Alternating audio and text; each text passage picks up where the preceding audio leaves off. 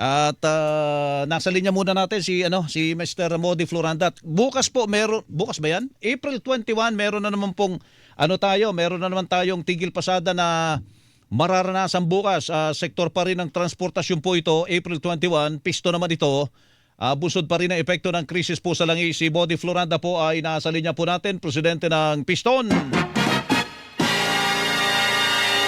Sir Floranda, good morning po. Hello, Mr. Floranda. Hello. Magandang umaga po, Sir Milo, at siyempre sa ating mga taga-subaybay, magandang umaga po sa lahat. Opo, ano pong dahilan at kayo magtitigil pasada pa? Umaarangkada na po yung mga halimbawa, yung fuel discount, yung mga ganon, may mga tulong no po ang gobyerno. Ano po ang dahilan po natin at meron tayong panibagong tigil pasada para naman bukas? At sa inyong hanay naman po ito mangyayari, Mr. Floranda. Una, Sir Milo, ay mataas pa rin ang presyo ng petrolyo. Sa ngayon, naglalaro nga ito sa halos nasa 130 pa rin per liter yung presyo ng diesel at halos nasa 90 pesos naman sa presyo ng gasolina. At kitang-kita natin yung kalagayan natin ng sektor ng ating transportasyon na talagang halos wala nang may uwi sa kanilang pamilya, na sabi nga natin sa loob ng 18 hours na pamamasada ay halos nakapag-uwi na lamang ng 200 pesos na kung ay kitang-kita kulang talaga doon sa pangangailangan ng pamilya. Kahit nag-rollback na tayo ng malaki-laki nitong nakalipas na linggo, Mr. Floranda?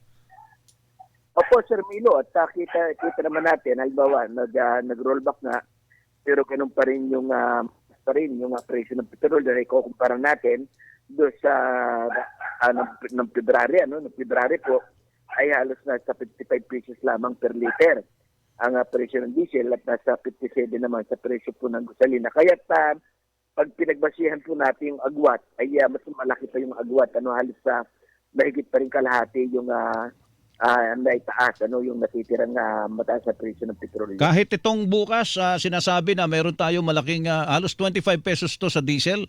Sa gasolina naman ay 3 pesos 41 centavos per liter ang magiging rollback. Mr. Floranda, hindi pa rin malayo pa rin talaga sa dati? Apo, malayo pa rin, Sir Milo, pag yun po natin, batay doon sa dating presyo ng petrolyo. Kung saan, Sir Milo, itong ginagamit nga natin sa ngayon, ay batay mismo sa Department of Energy, ito ay nabili na mas mababa pang halaga, na kung saan ay mauubos pa ito na ngayong 30 ng April. Kaya nagtataka nga tayo dahil nagkaroon lamang ng agresyon, ng US agresyon, ay bakit sumirit yung pagtaas ng presyo ng petrolyo na halos umabot nga tayo sa 170 per liter. Bagamat may mga maliliit na mga pag-rollback o pagbaba ng presyo, pero nanatili pa rin mataas kung titingnan po natin batay doon sa presyo ng ginagamit nating krudo sa kasalukuyan. Magkwenta nga tayo pag sinama nyo tong para bukas, although bukas pa naman ito, magkano pa yung kailangang bawiin po, Mr. Floranda, para mabalik tayo sa sinasabi nyong February level ng malaki presyo? Malaki pa po, Pag kahit na mag-rollback sila ng 26 pesos bukas, Oo. na batay doon sa sinasabi nila, ay halos nasa abot pa rin po ng nasa 45 to 46 pesos yung taas mula doon sa February po. 45 pesos pa ang kailangang mabawi para bumalik tayo sa dati. Kahit isama mo yung para bukas, sa diesel po yon. Opo, Sir Milo. Sa diesel, oo. So tuloy kayo bukas. Kayo lang ba bukas ang magtitigil pasada, Mr. Floranda? Sa bahagi po natin ay yung Piston at yung coalition, yung Noto PH coalition. Ito ay lalawak din ng iba't ibang muda ng ating public transport. Kasama po dyan yung tricycle, kasama dyan ng mga MC taxi, kasama dyan ng Grab at saka yung TNBS. Dahil sila yung nasa loob po ng koalisyon na nabuo natin. Oo. At ito, Sir Melo, ay hindi lang ito protesta ng transport, kundi magkakaroon din po ng mga protesta ng iba't ibang mga sektor. Kaugnay nga dito sa mataas pa rin at sa samot-saring mga issue na dinaranas ng ating mga mamamayan. Oo. Ano yung coalition ninyo, Mr. Floranda? Ano pangalan? Noto PH coalition po. Okay. So kasama diyan yung mga tricycle, ano pa? Yung mga MC taxi, yung Grab, yung TNBS po. Kasali. Tapos kayo at kasama din yung mga driver at conductor ng bus. Aha. Opo. Aba, malaki pala to. Ano ba ito? Nationwide na rin ito, Mr. Floranda? O dito lang? Nationwide po, Sir Milo, yung ating pagkilos at umano po yung Bacolod, Mm. yung bahagi po ng Iloilo, yung bahagi po ng Cebu, ng Bicol, ng Sarding Tagalog, at sa bahagi ng Gitnang Luzon. Oo. At magkakaroon din po ng pagkilos sa bahagi po ng Baguio City. Mga ilang araw po ito? Tanong oras mag-uumpisa pala sa bawat araw? Kung bukas lang po ito? Iba't ibang ang start po niyan. Kung dito sa Manila ay sa 7:30 po ay magtitipon-tipon sa may Pilcoa, sa may Petron. Doon po mag-start yung pagkilos. Hanggang anong oras po ito, Mr. Floranda?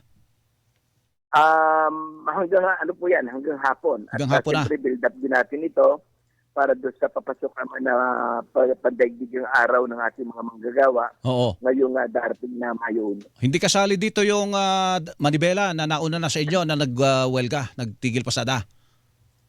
Kasi Hindi po natin alam, pero yung mga membro po nila Oo. nagpaabot naman sa atin na lalahok.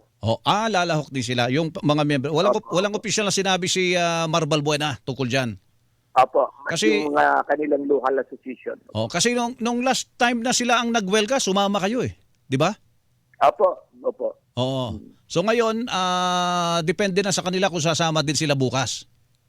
Opo, sa atin, sa bahagi po natin, hindi kahit natin ng lahat ng modo ng public transport, Oo. kahit yung mga pribado at siyempre yung ating mga mamamayan, Hmm. na suportahan yung labang ito sapagkat ang laban po ng driver, hindi lang laban ng driver.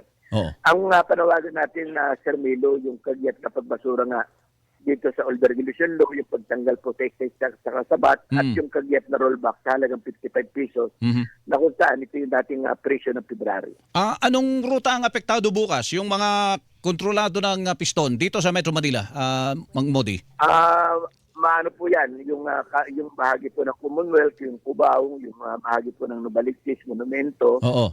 yung Baclaran side, yung Alabang, Sukat, bahagi po ng Pasig. Yung bahagi po ng Pasig at Rizal. Okay, sige. Mr. Floranda, salamat po. Morning po sa inyo. Salamat po, Sir Milo. Ingat po, ingat. Opo, si Mr. Modi Floranda, National President ng Piston.